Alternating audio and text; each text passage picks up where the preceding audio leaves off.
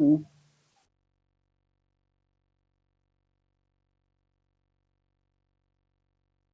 Bakit kayo tugluyin? Anong iyong iniisip? Sige, kahapon ako'y galing bayan. Oh, Eh, siyempre nga tayo, nakikilala na sa social media.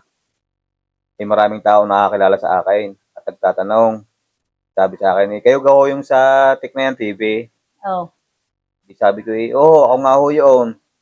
Aba'y sabi sa'kin ng mga tao, "Kayo ho pala ay mas masamang lalaki sa personal." Di ako naman, sa aking sarili, masakit ding masabihan ng gayon.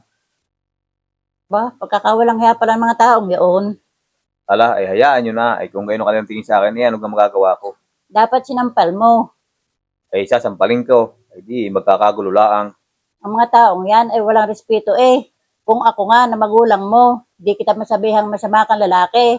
Sinasarili ko na lamang.